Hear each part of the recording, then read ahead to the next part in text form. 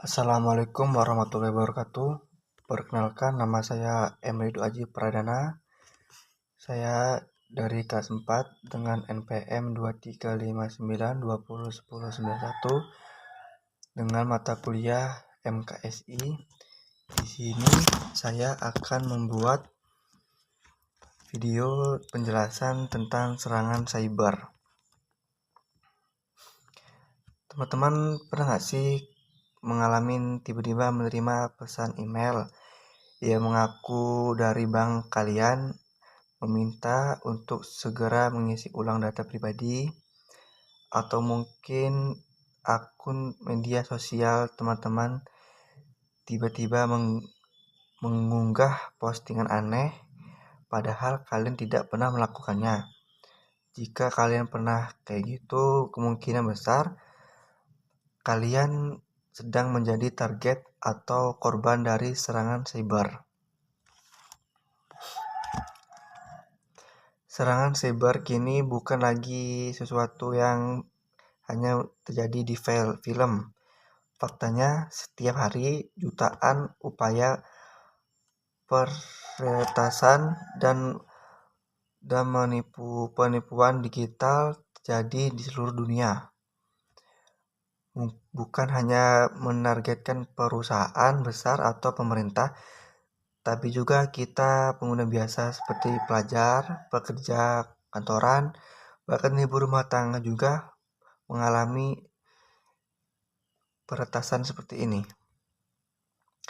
Hari ini kita akan membahas secara lengkap apa itu serangan cyber, jenis-jenisnya, bagaimana dampaknya, hingga langkah pencegahannya. Yang bisa dilakukan, saya akan menjelaskan dengan bahasa sederhana agar mudah dipahami, tapi tetap detail agar Anda benar-benar paham betapa pentingnya menjaga keamanan digital kita. Awalnya, pengertian serangan siber.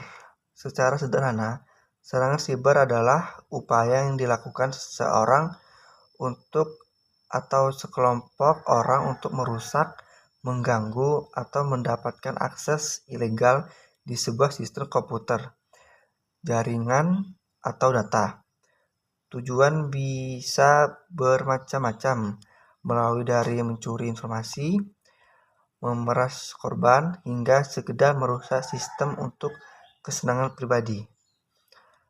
Menurut definisi dari National Institute of Standards and Technology, serangan siber adalah upaya disengaja untuk merusak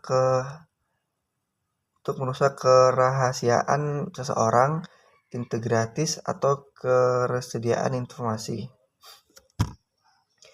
3 kata kunci ini penting: kerahasiaan, udah itu ketersediaan, dan keamanan informasi. Secara serangan siber sendiri sudah dimulai sejak era awal adanya komputer. Salah satu kasus terkenal adalah Morris Worm di tahun 1988, sebuah program yang menyebar melalui internet atau menginfeksi ribuan komputer. Hanya dalam waktu yang singkat. Dari sana, serangan siber berkembang menjadi jauh lebih canggih dan kompleks. Tujuan dan motivasi pelaku itu, banyaknya orang berpikir bahwa serangan siber hanya dilakukan oleh hacker jahat untuk mencari uang, padahal motivasinya bisa beragam. Satu contohnya itu keuntungan finansial, pencurian nomor kartu kredit, penipuan transfer uang, atau ransomware yang meminta tebusan. Terus yang kedua itu ada pencurian data pribadi seperti email, foto, nomor KTP, hingga rekam medis bisa dijual di pasar gelap. Terus ada spionage dan politik, serangan antar negara untuk mencuri rahasia militer dan tragedi diplomasi. Terus ada aktivisme digital, aksi protes politik atau sosial melalui peretasan situs pemerintah atau perusahaan. Terus ada gangguan dan balas dendam. Mantan karyawan yang kesal atau sekedar ingin merusak reputasi pihak tertentu. Dan di sini ada jenis-jenis serangan siber, itu ada 6. Yang pertama itu ada malware. Kata ini berasal dari malicious software, artinya perangkat lunak berbahaya bentuknya itu beragam. Yang virus menyebar dari file ke file, merusak atau menghapus data. Terus itu ada Trojan, itu menyamar sebagai program normal tapi menyelundupi malware.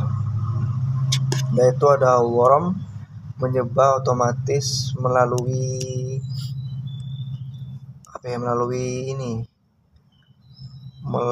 jaringan tanpa campuran tangan pengguna. Dan itu ada ransomware, mencuri data korban dan meminta tebusan untuk membukanya. Contohnya itu WannaCry pada tahun 2017.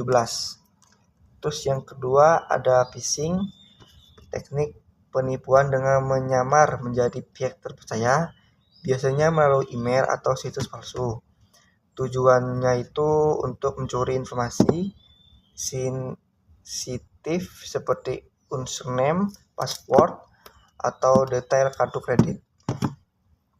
Yang ketiga ada DDoS.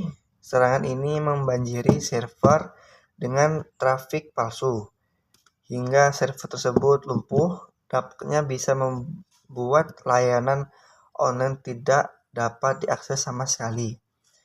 Yang keempat ada SQL injection, itu menyerang celah keamanan pada database dengan memasukkan perintah SQL berbahaya. Bisa digunakan untuk membaca, mengubah, bahkan menghapus data penting. Dan itu yang kelimanya itu ada man in the middle, itu tentang penyedapan komunikasi antara dua pihak, sering terjadi di jaringan WiFi publik yang tidak aman. Terus yang keenam itu ada brute force attack, metode penembak kata sandi. Itu dia menebak kata sandi dengan mencoba sebuah kombinasi meski terdengar sederhana. Dengan komputer modern, serangan ini bisa dilakukan jutaan kali per detiknya. Itu dampak serangan cyber itu dampaknya bisa sangat merugikan kita, misalnya kerugian finansial baik secara langsung maupun biaya pemulihan. Dan itu ada kehilangan data penting, file pribadi atau data perusahaan. Udah itu ada kerusakan reputasi, kepercayaan pelanggan atau publik bisa hilang.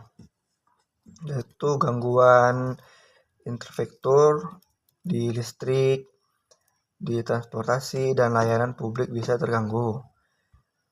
Dan di Indonesia sendiri kita pernah melihat kebocoran data besar seperti kasus BPJS Kesehatan, dan di mana jutaan data pribadi warga dijual di forum gelap. Dan cara pencegahan dan solusinya itu bisa digunakan kata sandi yang kuat dan unik setiap akun, yang susah lah. Dan terus itu aktifkan two factor authentication, dan itu selalu update perangkat lunak dan sistem operasi. dan gunakan firewall dan antivirus yang terpercaya. Udah itu lakukan backup data secara rutin dan jangan klik tautan atau lampiran yang mencurigakan itu yang sembarangan itu jangan diklik-klik. Terus udah itu aja. Dan ini kesimpulannya itu serangan siber adalah ancaman nyata yang bisa menimpa siapapun saja dengan memahami bentuk-bentuknya, serangan dan menerapkan langkah pencegahan. Kita bisa melakukan meminimalisirkan risiko. Dunia digital bisa menjadi tempat yang aman jika kita semua waspada. Ingat, keamanan digital bukan hanya tanggung jawab kita atau perusahaan, tapi tanggung jawab kita sebagai pengguna internet. Baik, gitu aja penjelasan dari saya. Saya akhiri. Wassalamualaikum warahmatullahi wabarakatuh.